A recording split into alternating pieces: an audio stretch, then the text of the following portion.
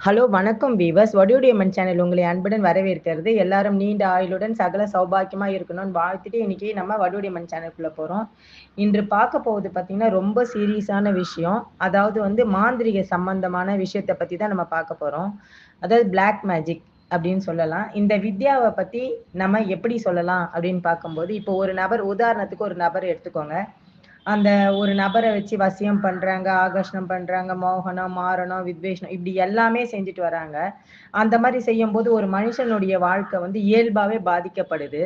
அதாவது ஒரு மனுஷன வந்து இந்த வித்யாவெல்லாம் கற்றவங்க வந்து ஆக்கவும் முடியும், அழிக்கவும் முடியும். உதாரணத்துக்கு பார்த்தீங்கன்னா, இந்திரஜாலம்னு ஒரு புஸ்தகம் இருக்கு. இந்திரனின் மாயாஜால விஷயங்கள் ஃபுல்லாவே அடங்கியிருக்கு அந்த புத்தகத்துல. அத நீங்க படிக்கும்போது உங்களுக்கு அத பத்தி தெரிய வரும். இப்ப பார்த்தீங்கன்னா, ஆனா இதெல்லாம் நம்பறதுக்கு மக்கள் வந்து தயாரா இல்ல. 1. இதெல்லாம் வந்து ஆனா உண்மையாவே பிளாக் மேஜிக் இருக்கு.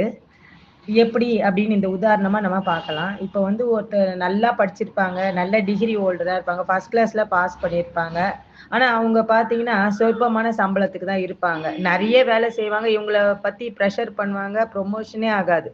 அந்த மாரி இருப்பாரு. ஆனா அவர் நல்ல டேலண்டா இருப்பாரு, பிரில்லியன்ட்டா இருப்பாரு. ஆனா ஒண்ணுமே இல்ல, சுமாரா படிச்சவங்க அவங்க வந்து பார்த்தீங்கன்னா, அதிக சம்பளத்துல இருப்பாங்க. ஃபர்ஸ்ட் கிளாஸ்ல படிச்சவங்க வந்து அவங்க கீழ வேலை செய்வாங்க. இதுவும் நம்ம வந்து ஒரு பிளாக் மேஜிக் சொல்லலாம். ப்ரமோஷனே கிடைக்காது. அந்த படிக்காத இருக்காரு பாருங்க, அவருக்கு மட்டும் மேல மேல பதவி உயர்வு, பணம், சம்பள உயர்வு எல்லாமே கிடைக்கும்.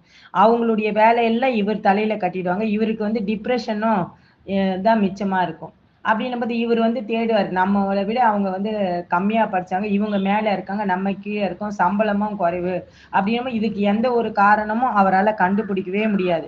உதாரணத்துக்கு பார்த்தீங்கன்னா, ஒரு சிவில் ஒர்க்கே எடுத்துக்கோங்க. சாதாரண டிப்ளமா படிச்சவங்க, இல்ல சாதாரணமா ஒரு மேஸ்திரியா இருக்கிறவங்க, நெறைய கலப்படம் கலந்து ஒரு அட்டக்கல்லு, அந்த கல்லு, சிமெண்ட் மண்ண அதிகமா கலந்து சிமெண்ட் கம்மியா வச்சு, ஒரு வீடு கட்டி அவங்க வந்து அவங்கள தான் எல்லா மக்களும் கூப்பிடுவாங்க.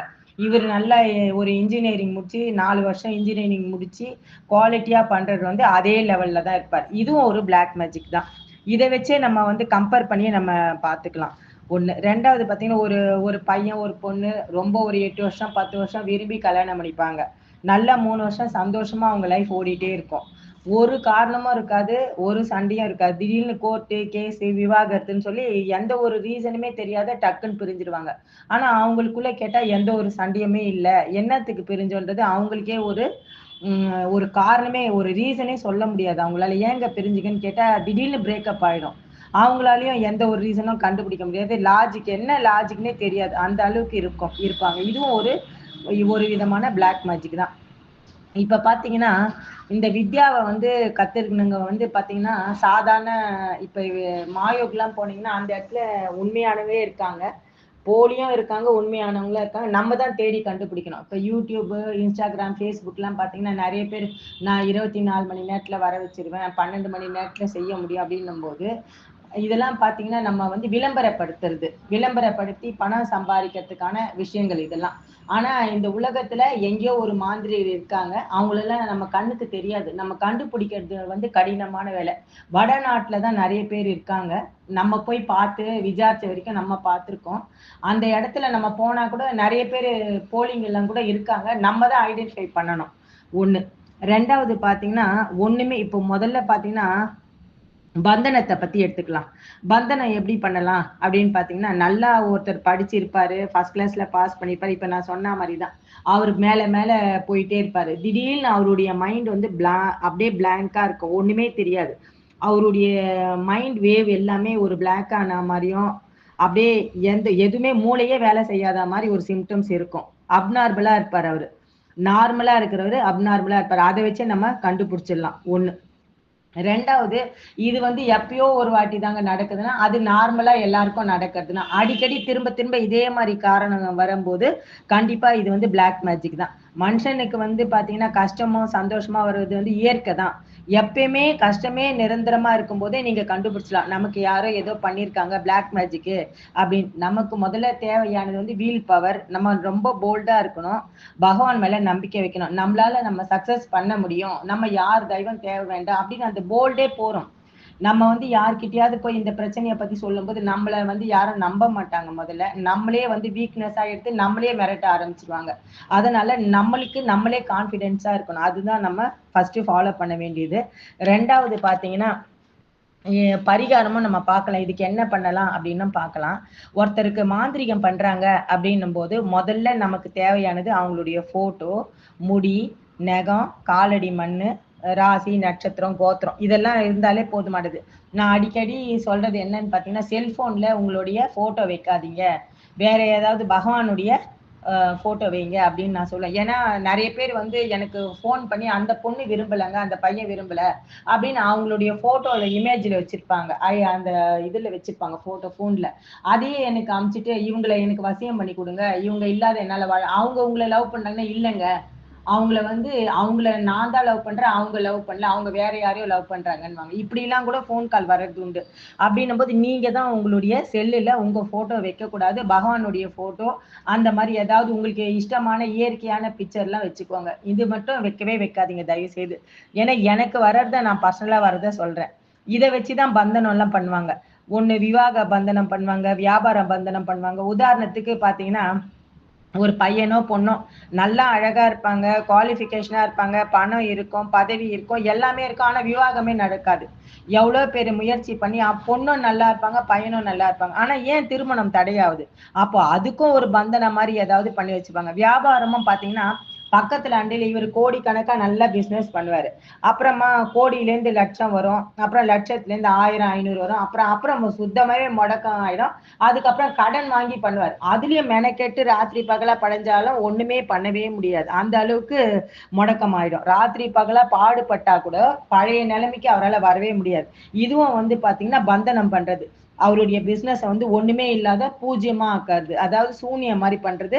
இதுவும் வந்து அதாவது பிளாக் மேஜிக்ல இதுவும் ஒண்ணு. அப்படின்னும் போது நம்ம பக்கத்துல இருக்கிறவங்க பின்னாடி இருக்கிறவங்க எல்லாம் பெரிய ஆள் ஆயிடுவாங்க. நம்மள ஏணி மாதிரி வச்சு நம்ம மேல போயிடுவோம். அந்த ஏணியை கீழே தள்ளி விட்டுட்டு அவங்க மட்டும் பெரிய ஆள் ஆயிடுவாங்க. உலகம் அந்த மாதிரி இருக்கு, கலியுகம். அதனால நம்ம வந்து இன்னாதான் நம்ம மெனக்கெட்டாலும் அந்த பிசினஸ் வந்து திரும்ப பழைய லெவலுக்கு கொண்டு வர முடியாது. இதுக்கு வந்து காரணம் தேடவும் முடியவே முடியாது. என்ன காரணம், எதனால இது டவுன் ஆச்சு அப்படின்னு சொல்லி யோசனை பண்ணி பண்ணி பண்ணி கடைசியில காரணம் தெரியாத கடைசியில வந்து நம்ம தற்கொலை எண்ணம் தான் மட்டும் மேலோங்கும். இதுதான் வந்து மாரண கிரியா. இந்த மாதிரிதான் ஒண்ணொன்னா பண்ணிட்டே வருது. இப்ப நிறைய பேர் பாத்தீங்கன்னா யூடியூப்ல பாத்தீங்கன்னா யூடியூப், இன்ஸ்டாகிராம், ஃபேஸ்புக்லாம் இருக்கு. இதெல்லாம் பாத்தீங்கன்னா ஒரு சாதாரண ஒரு பாவை, மண் பாவையோ இல்ல மாவால பாவை பண்ணி இப்ப என்னோட சேனல் எடுத்துக்கோங்க, ஆணி வச்சு குத்துறது, அதுக்கப்புறம் அவங்க போட்டோ கோத்திரம் எல்லாம் வச்சு இவங்க மாரணம் இவங்க அழிக்கணும், இவங்க முன்னுக்கு வரக்கூடாது அப்படின்னு செய்யறதெல்லாம் அதெல்லாம் உண்மைதான், இல்லைன்னு சொல்லல. அது எந்த அளவுக்கு வந்து அந்த மாந்திரிகரை பொறுத்து தான் அது எப்படி செய்யறாங்கன்னு.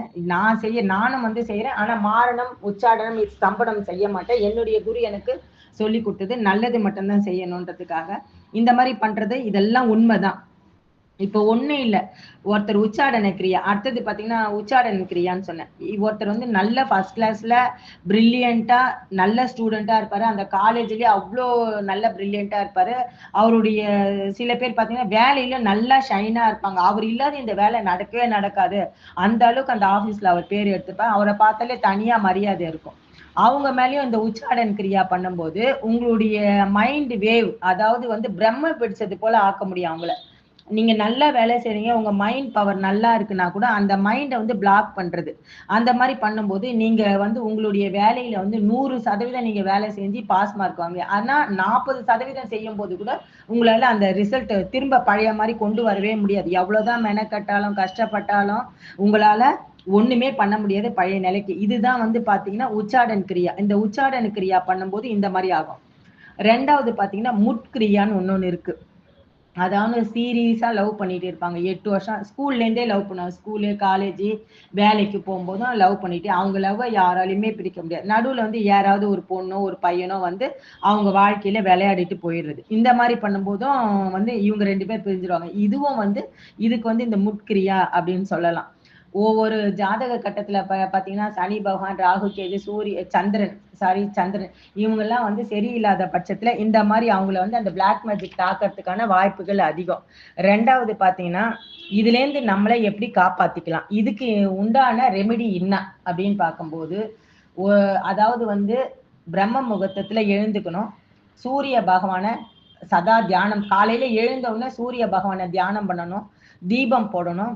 வீடெல்லாம் ஒரு முடியோ ஒரு நெகமோ வீட்டுல வந்து இப்ப வெள்ளிக்கிழமை செவ்வாய்க்கிழமை அந்த டைம்ல முடியோ நெகமோ வெட்டி போடக்கூடாது வீட்டுல. 2வது பாத்தீங்கன்னா போஜனம். அதாவது வந்து நம்ம காலையில வந்து இஷ்ட தெய்வம், குல தெய்வம், பித்ரு 3 புடி சாதம் வடிச்சு ஒரு பச்சை அரிசி சாதம் வடிச்சு 3 முடி புடி அவளுக்கு சமர்ப்பணம். அதாவது வந்து நெய்வேத்தியம் மாதிரி வச்சிடணும்.